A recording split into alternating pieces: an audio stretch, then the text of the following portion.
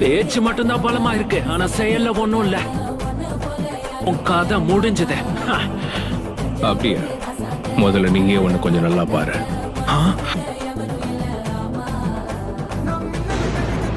ஆரம்பத்துல இருந்தே நீ அதுலதான் இருக்க. நீ ஹிட்டாச்சியோட ஷேரிங்கனை பார்த்த அடுத்த நொடியே நீ அவன் கெஞ்சுட்சுக்குள்ள நல்லாவே மாட்டிக்கிட்ட.